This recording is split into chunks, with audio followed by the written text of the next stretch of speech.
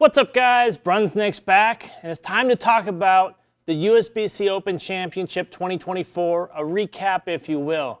So, in my previous video, I talked about all the equipment and gear I was going to take to Las Vegas and my game plan accordingly, whether I was going to try to play it out or whether I was going to try to move in with resin. I had two different game plans, two kind of mini arsenals. So let's talk about my time at the USBC Championship in Las Vegas. Before we get into too much of the video, I just want to give a shout out to AC Slater. I'm going to be sitting like this all video, Slatering the chair. If you guys ever watched Saved by the Bell, that's how he did it. Never sat in a chair properly. So let's look at my equipment that I brought out there one by one. And starting from the top, purple hammer with a lot of grit. Came out there with 500 grit. I brought my black hammer 78, which was going to be used primarily for spares and a backup in case the purple hammer maybe got a little too aggressive, a little too early, and I needed something to stay in that same exact zone and give myself a little bit more length, and that's where the 78 would have come in. And as an alternate to using urethane, I brought the Rattler New, which I did use, and we'll talk about that a little bit as we go. So on the more traditional reactive side up top, I brought an NV Tour with quite a bit of surface. I think I put that back into box surface, 500, 1000, somewhere in there. It was quite dull. Hammer Effect, because it's the best ball of 2024. I was most confident with that ball if I needed to move in and start to create a little shape on the lane. And last but certainly not least was the Track Theorem, which in theory, was going to be a ball I can go to if the Hammer Effect was just a little bit too strong. So let's go over day one, the team event, which the USBC put out the pattern after the tournament was done, which turns out it was a 39-foot pattern, 29 mils, and approximately 2-to-1 ratio. So pretty flat pattern, pretty stout. I mean, it was a pattern that was fairly flat. I started out with the intention of throwing purple hammer from outside 5, and I knew right away that I might have been in trouble. By about frame 2, frame 3 of the first game, I got out of that and moved into resin. So the problem I had with purple hammer was not being able to get it to slow down properly playing out. Plan A, not so good. Moved to plan B right away and went to Hammer Effect. My teammates were all playing somewhat into the track with a little bit of swing, not a lot. But I moved in with Hammer Effect and immediately found my zone and kind of salvaged game one. I believe I shot 2-0 the first game.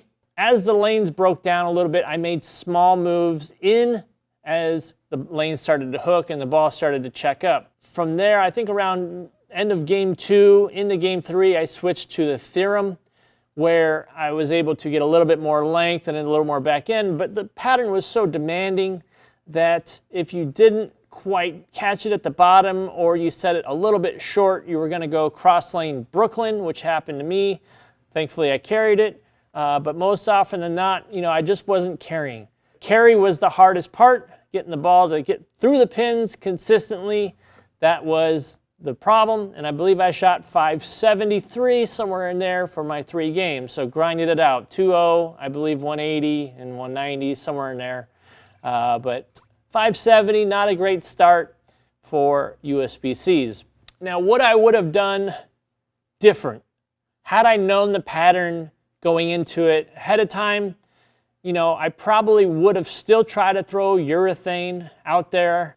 There was plenty of hook on that pattern. For anybody that bowled that tournament, the team hooked plenty, but it was all more centralized in the middle of the lane. That's it. So when that happens, when you get on a flatter pattern, it's tougher to play out. You don't see a lot of people scoring well from out, and in my case, I didn't score well from in. So let's move on to day 2, doubles and singles. Now this pattern was a little bit longer, a little bit less total mils, and about the same ratio, so 42-foot pattern. Now the difference between this pattern and the last pattern was that the gutter was in play now. There was a little less oil outside on, 2, 3, 4 board, and I was able to start with purple hammer and grind out games. For me on this pattern, the gutter was in play immediately. And so purple hammer was in play. That was my game plan all along. I had seen plenty of people in video clips that had played out with some success. Some of my teammates moved in. Actually, most all of my teammates moved in and played with resin. So my zone was not even a problem for them because I was so far outside that they never ran into my urethane carry down issues. At least they didn't tell me and they didn't really see it. So as they moved further in, I stayed put pretty much. For the doubles event, I shot 613. Once again, grinding out games, you know, keeping the ball in play and trying to throw doubles and string strikes. Now, my only gripe about this pair, and we were on 31 and 32, is the racks on lane 31 were closed off. So what I mean by that is the 3-pin was ultimately pushed in towards the 1-pin, and it made for carry very tough. I left a lot more flat 10s, a lot of weird off hits, and certain racks just had to be hit a certain way. So getting a strike on lane 31 was more so a premium. So anytime I got a strike on there, I pretty much let off with a turkey because lane 32 didn't have that same issue. The racks were beautiful. Towards the end of game 3 of doubles, I tried to switch into the Rattler New, which is a not urethane version, a little bit more flare, but still that same control. And what I found with that ball is it's very close to the purple hammer.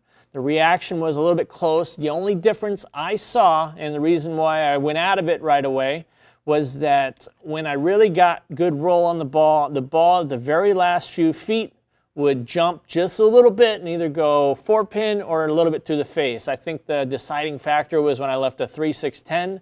Now, in singles, as the lanes broke down, obviously it was just me playing urethane out there. There was no one else in my zone, so it was pretty much just me, my own devices, and the lanes started to come to me a little bit. I started to get some lucky hits on lane 31 and ended up shooting 653. So not bad.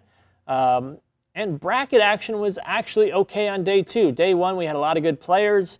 I kind of got beat up on the brackets a little bit.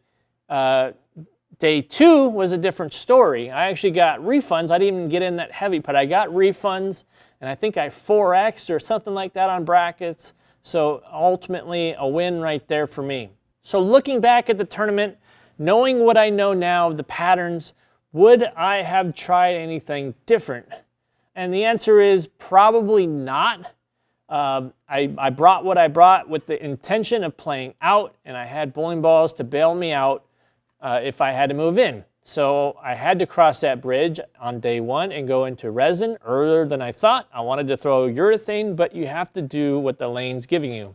So ultimately, I wouldn't change a thing. I would have brought the same 6 bowling balls and I would have just tried to make better shots. My spares, I do believe I missed about 4, maybe 5 easy spares on that. I chopped something, I know that for sure. I might have missed a 10-pin or 2, but ultimately, I mean, those are going to happen. Did I cost myself a lot of pins? I'm not going to beat myself up over it. It's one of those things. So that's all today. If you have any questions about the USBC Open Championship, I'll do another video like this for next year for Baton Rouge. Once again, we're not going to know what the pattern is going to be. I'm going to bowl in June once again with Phil and his group, so I'm looking forward to that a lot. But if you have any questions, please put them down in the comments below. I read them all. I respond to most of them. And also check out the merch on Inside Bowling. I got brand new designs going up. I got a brand new Brunswick logo with hoodies, t-shirts, the whole 9 yards. So talk to you guys soon. Please subscribe. It really helps to the channel. Thank you.